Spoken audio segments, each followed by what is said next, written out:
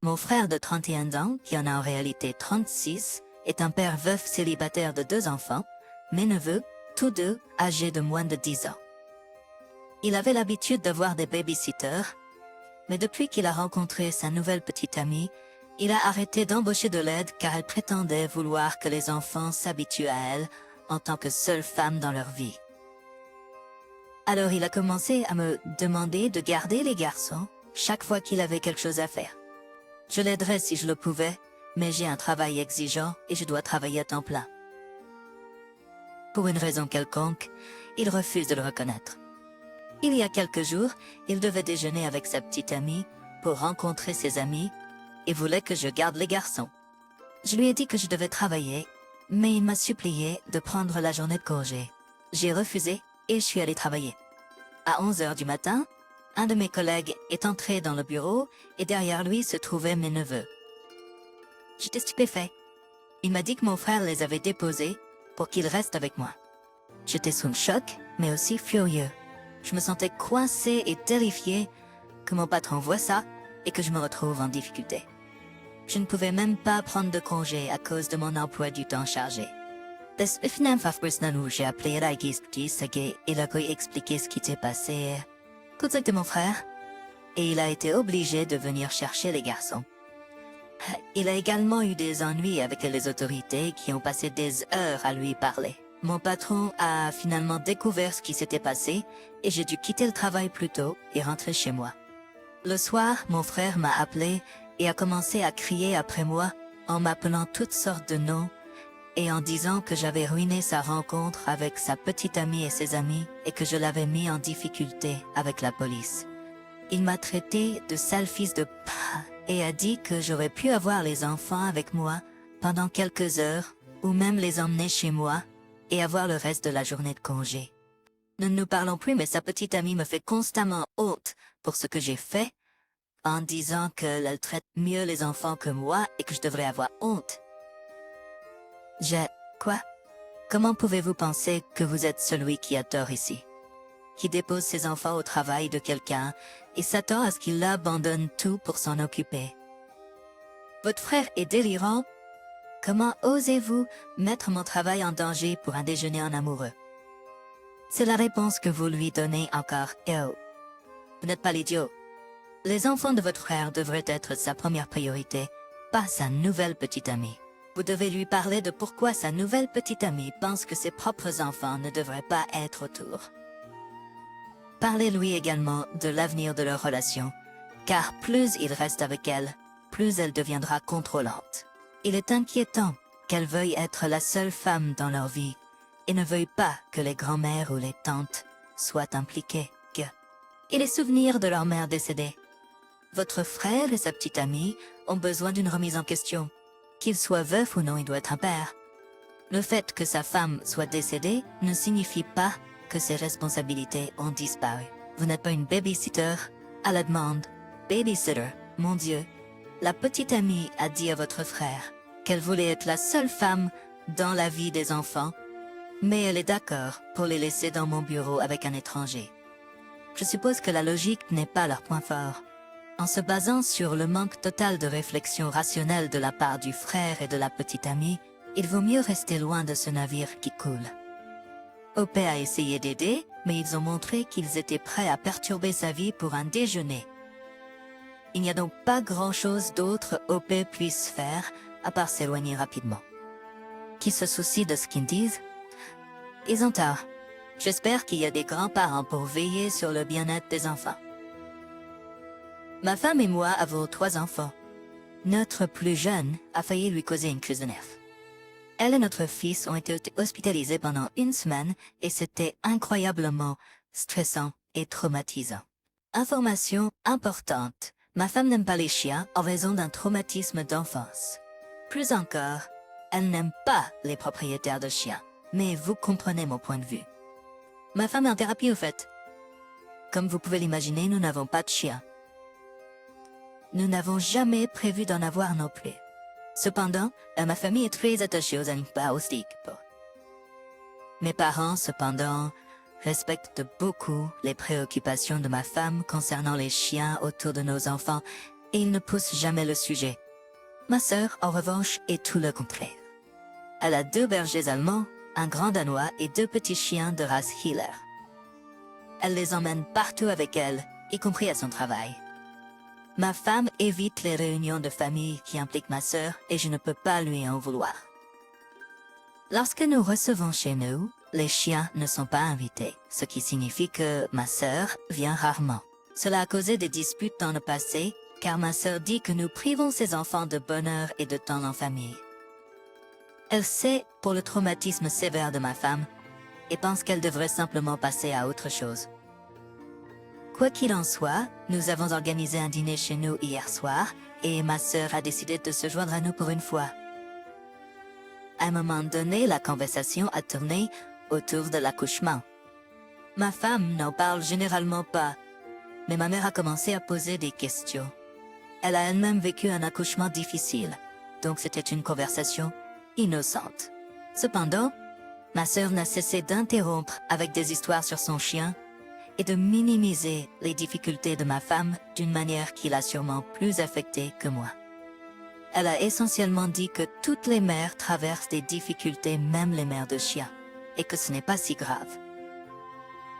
À un moment donné, j'ai dit à ma sœur d'arrêter de parler, mais elle a continué, et riot.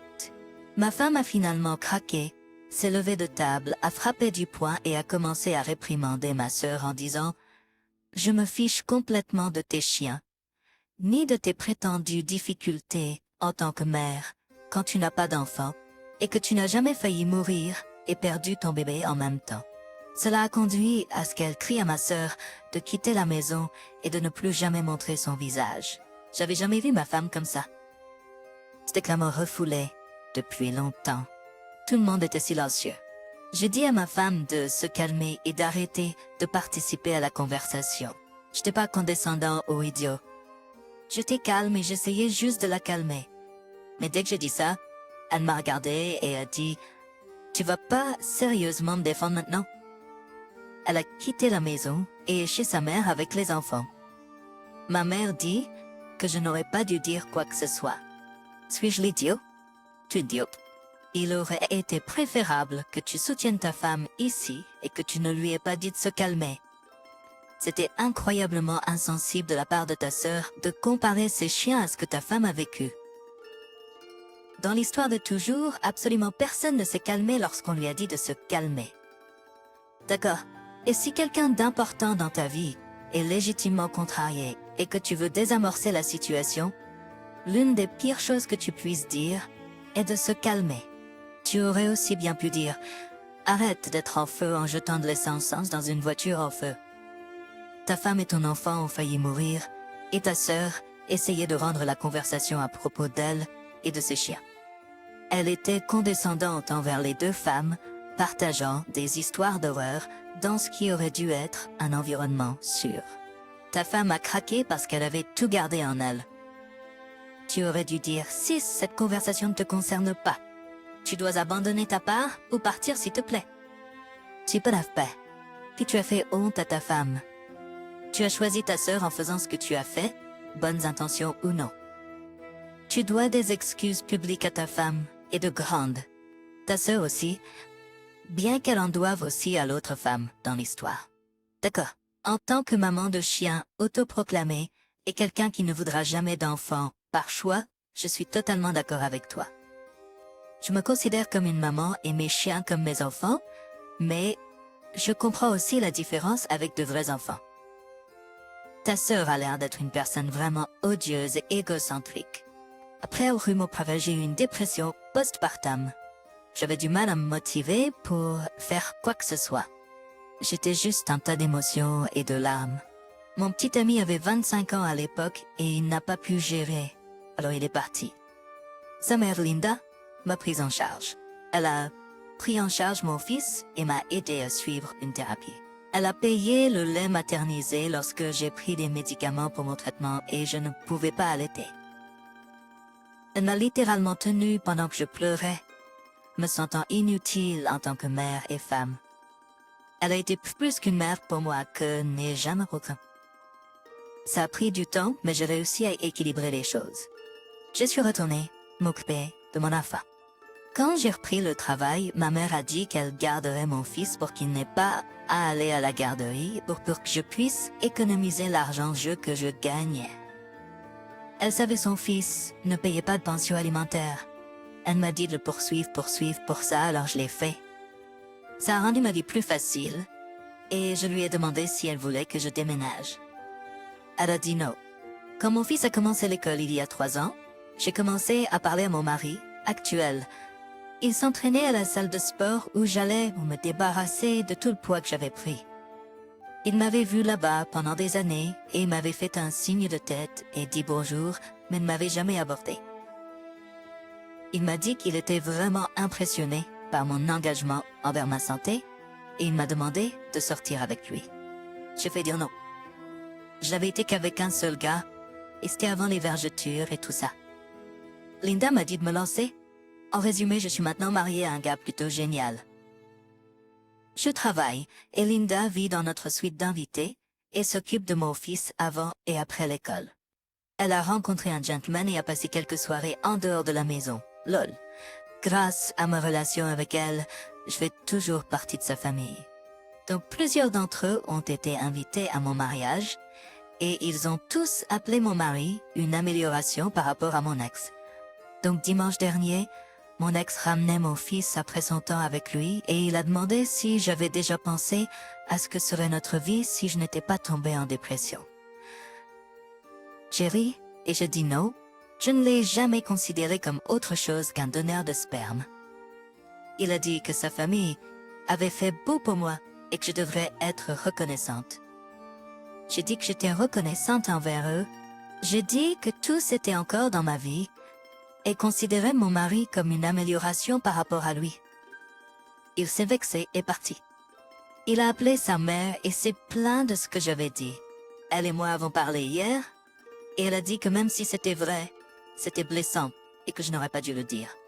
Elle avait l'air triste et je me suis sentie terrible de la décevoir. Donc je lui ai présenté mes excuses et j'ai appelé mon ex et lui ai présenté mes excuses sincèrement. Il m'a traité d'idiot pour avoir tourné sa famille contre lui. Il a appelé d'autres membres de la famille et ils ont dit qu'il n'était pas aussi bon pour moi que mon mari, et certains étaient même moins flatteurs. Maintenant, je me sens horrible d'avoir créé du drame que j'aurais pu éviter en gardant ma grande bouche fermée, mais c'était choquant d'entendre qu'il s'inquiétait de nous, alors qu'il m'a laissé sans se retourner. Pas l'idiot? Oui, tu aurais pu gérer ça mieux, mais tu t'es excusé sincèrement, et c'est tout ce qu'on peut faire rétrospectivement. J'espère que Linda te pardonnera. Ton ex, par contre, qu'il aille se faire voir avec son « et si tu n'avais pas eu une maladie normale causée par la grossesse et l'accouchement de mon enfant ?» Heureusement qu'il aille se faire voir, Lon. Tu ne l'as pas tourné contre sa famille. Il l'a fait lui-même en étant un idiot massif. Honnêtement, je ne lui aurais même pas présenté mes excuses, peut-être à sa mère pour l'avoir déçu. Tout ce que j'ai fait, c'est dire la vérité, et il s'est vexé parce que il n'a pas eu le coup de pouce à son ego qu'il semblait chercher. Je n'ai pas créé de drame. Je lui ai simplement dit une vérité qu'il devait entendre, et ensuite il a appelé pour découvrir c'est vrai. Il a pêché des compliments et des platitudes et n'a attrapé qu'une botte. Pour qui je suis. Et si ton ex m'avait soutenu pendant ma maladie comme ta mère l'a fait, et qu'elle continue de faire, au lieu de partir. Mec, juste de savoir qu'une personne comme Linda existe, me donne de l'espoir pour toute l'humanité. Elle semble être un ange. Depuis que j'ai commencé à travailler à domicile, mon mari, comme si je travaillais pas vraiment. Il pense que travailler à domicile n'est pas un vrai travail, comme sortir de la maison et aller à son lieu de travail. Il m'interrompt toujours et envoie les enfants pour que je les aide à faire des choses. Il est même entré sans prévenir et m'a demandé de faire des choses sous prétexte que ça ne prendrait qu'1 minute et que je ne serais pas virée pour une petite pause. J'en ai assez de ces interruptions constantes, alors j'ai acheté une serrure et j'ai verrouillé le bureau pour qu'il ne puisse plus m'interrompre. Il a découvert et désinstallé la serrure pendant que j'étais absente. Il a dit que c'était sa maison et que je ne pouvais pas le mettre dehors d'une pièce. J'étais choquée quand j'ai vu qu'il avait jeté la serrure. Je lui ai crié dessus en lui disant qu'il mettait en danger mon gagne-pain. Son langage corporel et son ton ont changé, et il a commencé à délirer sur le fait que j'étais cruelle de l'accuser de telles choses, et égoïste, de même envisager de le mettre lui et les enfants dehors et de les ignorer comme ça. Il est parti en trombe et sa mère m'a sermonné sur le fait que je privilégiais injustement le travail par rapport à la famille. Elle a également parlé de crier sur mon mari et d'essayer de l'intimider et de le contrôler. Il a essayé de tuer. Suis-je idiote pour ma réaction? Il a dit à sa mère à ton sujet, qu'est-ce que c'est que cette histoire de rapporter à ses parents comme si son petit frère avait volé ses bonbons d'Halloween? Pas idiote. Ton emploi est en danger ainsi que ton mariage. Ces actions te manquent de respect à plusieurs niveaux. Est-ce un comportement courant pour lui? Ignorer tes demandes? Jeter un outil que tu as installé? Déclamer et prétendre qu'il peut faire ce qu'il veut dans sa propre maison? Faire appel à sa mère pour déclamer aussi? Il a dit que tu serais pas viré pour une petite pause. Comment le sait-il? Cela remet en ton expertise et ton opinion sur la question. Je suis désolée que tu traverses cela, mais cela pourrait être le réveil dont tu avais besoin. Si vous ne pouvez pas communiquer efficacement et faire preuve de courtoisie de base, toi et les enfants allez perdre, gros. Un autre drapeau rouge est qu'il a été silencieux depuis. C'est ce que font les abuseurs. Ils te poussent à bout, et quand tu réagis, ils envoient 1 ou 2 singes volants et agissent tout calme, jusqu'à ce que la situation se calme, sachant très bien qu'ils recommenceront un autre jour. Au pire, ils se comportent comme un idiot colossal et essayent délibérément de saboter ta carrière pour une raison quelconque. Jalousie, misogynie, insécurité ou simplement paresse. Y a-t-il un autre endroit où tu pourrais travailler sans que ton mari puisse interférer? Demande à retourner au bureau, ou peut-être va dans un parc ou une bibliothèque sans lui dire où tu vas. J'étais dans un mariage abusif pendant de nombreuses années. Ce que je n'ai pas vu à l'époque, c'est que mon mari sabordait chaque emploi que j'avais. Quand j'ai finalement eu assez de l'abus et que je voulais partir, il disait des choses comme « Tu n'as jamais gardé un emploi assez longtemps pour qu'un juge te donne la garde. Et cela fait 5 ans que je suis partie et j'ai mes enfants, mais je dois encore expliquer les trous dans mon CV lorsque je postule pour un nouvel emploi. Je ne dis pas que c'est ce que fait ton mari, mais je veux que tu sois plus intelligente que moi et que tu ne le laisses pas saboter ta carrière. » Mon mari, qui a 37 ans, souffre d'une maladie qui est devenue plus grave au cours des 4 derniers mois. En conséquence, il suit maintenant un régime strict et un horaire alimentaire dans le cadre de sa gestion de sa santé. Les enfants et moi mangeons de la nourriture normale que je cuisine tous les jours. Le problème, c'est que chaque fois que nous nous asseyons pour manger, mon mari essaie de se joindre à nous. Et je ne veux pas dire juste se joindre à nous pour manger. Il l'a fait une fois, mais a ensuite juré de ne plus jamais toucher à la nourriture. Mais il est difficile pour moi de lui faire confiance. Maintenant, il demande à pouvoir s'asseoir avec les enfants et moi pendant que nous mangeons, juste pour ne pas manquer ce moment de lien en famille. J'ai refusé parce que j'ai peur qu'il essaie de manger des aliments qu'il ne devrait pas, et que cela soit aussi inconfortable pour lui de simplement s'asseoir et de nous regarder manger. Il a argumenté en disant qu'il veut se sentir inclus à la table et pouvoir discuter avec les enfants et se lier avec eux. Je lui ai dit qu'il pouvait le faire n'importe quand, n'importe où, juste pas à la table à manger. Les enfants et moi devrions pouvoir manger tranquillement et paisiblement sans avoir à engager une conversation. Il s'est mis en colère, disant que je ne comprends pas, et qu'en ne lui permettant pas de se joindre à nous, j'essaie de contrôler où il peut être et comment il se lie avec les enfants. J'ai refusé de discuter davantage, mais il a fait une crise et m'a traité d'irraisonnable, prétendant que je l'isolais à cause de sa condition. Ai-je tort de mettre mon pied à terre à ce sujet? Les enfants sont dans leur préadolescence et leur adolescence. Je veux aussi ajouter que son horaire alimentaire entre en conflit avec celui des enfants et qu'il a tendance à rompre son régime chaque fois qu'il est autour d'aliments qu'il ne devrait pas avoir.